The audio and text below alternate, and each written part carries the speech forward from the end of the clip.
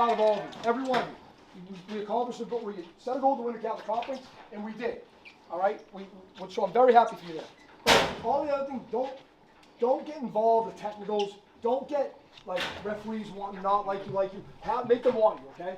I have no problem playing hard and all that, and it's a rivalry game, and they've done that to you, you do it back, whatever. But on the court, act appropriately. We got that? Coaches, anything? Yeah, I mean, at the end of the year, you get thrown out of games. That's right. Suspended 2 That's games. right. You know, comes the wrong spot. Just going forward. Nothing bad tonight. Yeah, just move on. I'm not mad at you. Just keep that in the back of your head to do the right thing on the court. Guys, If you defend the way you've been defending, I mean, it's over. It's over. Now, hey, if you defend the way you do. Now, tomorrow, we have 10 a.m.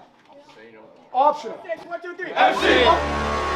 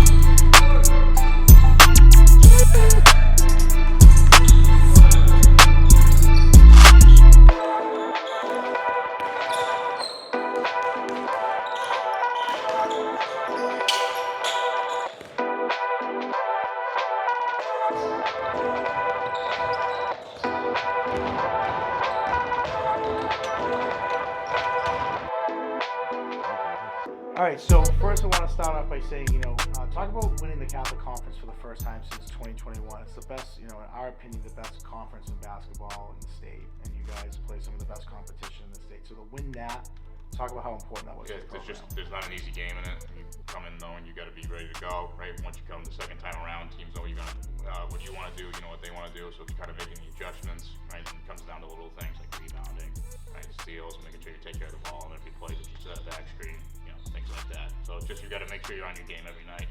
Yeah. I mean, talk about preparation. I mean, I notice every time we come in here, you guys are watching film, you guys have breakdowns, you guys are running plays, and your practices are pretty designed to what it is that you're going to see. I mean, talk about coaching with a guy like Coach Walsh and just maybe the preparation that goes in behind the scenes, not the on-the-court stuff, but the stuff you guys do as a staff. Yeah, just working with them, I think the thing we want to have is no stone unturned, so we don't have a set that they run that we haven't seen, or if they do, it's brand new, and it's the first time they've run it. So we want to control what we can control, get them as prepared as possible, and make sure that it doesn't go our way. It's not because they were ill-prepared. This is your 14th year as coaching with Coach Walsh himself, 5th year at MC. I mean, talk about coaching with a guy like Coach Walsh and traveling with him from maybe different schools that he's gone to and why that means so much to you. Yeah, I would have been my senior year playing in college. I was 21, 22 and went to Danvers. I knew I'd want to get into coaching. I didn't know him before then, so getting to know him and really, us growing together coaching-wise, right from the beginning, seeing how much it meant to him, how much he cares, how much time he puts in. I hadn't been around someone like that, and Danvers, where we had great success. We went to Central Catholic.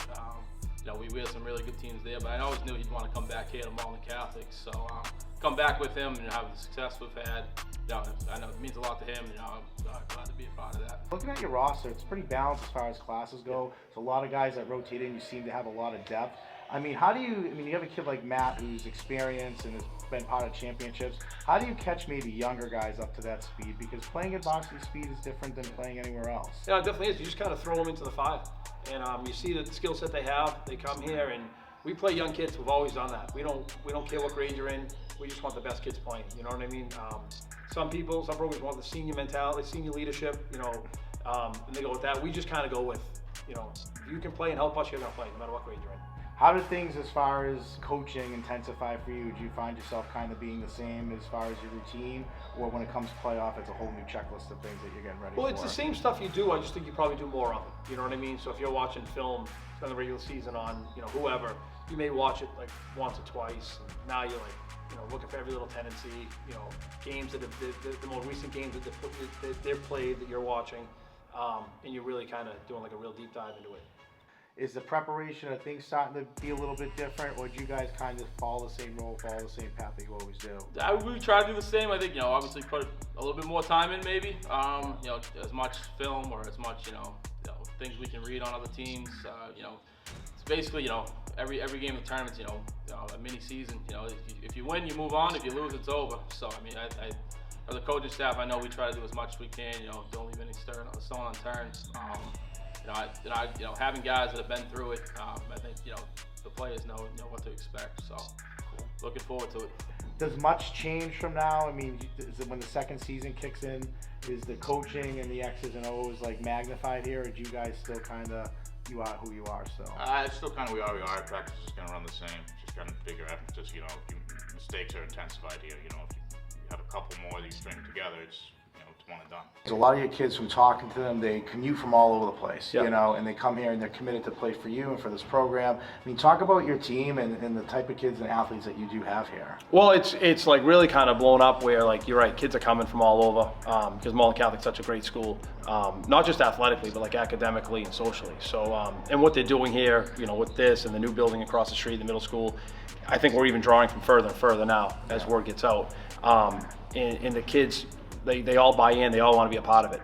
I mean, 4 state championships, we've talked to players about it, but as a coach, having that 4th consecutive state championship, what's that mean to you as far as accomplishment as a coach and just kind of looking at that feat that you guys are facing? Yeah, I'm someone that loves high school basketball. Played at Somerville High, and they were having people talk about how good Somerville was. Growing up, we were pretty good there, but then knowing Charlestown was the only team that would do it. I saw them play a lot when I was younger. Only being the second team I would do that would be pretty cool. And doing here with guys that really put in the work, that come in, could be stars at other places, but play their role. They want to win. What's your team like the first 10 games versus now the last 10 games? Where have you grown as a team a little bit here? I think defensively we're starting to get better. We're starting to be in the right spots. The leadership. It was like this last year and the year before. It's like this time of year, they've really kind of, not that they weren't locked in at the beginning, but it seems like now they really have turned it up a dial, which is good to watch. I mean, you have a lot of coaches on staff here, and I noticed that about you guys. I mean, talk about the type of guys you bring in. Is it alumni? Is it a lot of guys that you've kind of traveled around with in different programs you've been a part of? I mean, how do you look to develop a coaching staff? So, as far as coaching, me and Mark have been, like, from the beginning, been together. And Richie too. Richie was with us in the beginning of Danvers too. He's always been around. Brian Dunn actually played for us in 2015 up at Danvers. And he's, since then, he graduated college, came on with us at Central Catholic. And since then, people just called and want to be a part of it. And, if you know them, you kind of check up on them a little bit. And, never say no to help. So that's what I've learned. Anyone who wants to help, we'll take anybody. And everybody adds something unique to the program that we all need. So it's been good. It's a huge help. You're going for your 4th consecutive state championship. I believe you're going to be your 7th, going for your 7th personal. Yeah, is that correct? 7th, yeah. A 4P for you, what would that mean for you as a coach? I know it's another championship, but it's pretty special in that 4-year. No, it would be huge because it's like you said, it's another championship. It's huge for the school. It's huge for the kids. I mean, they go out with never not winning a state championship that class. So that would be really special. Cool.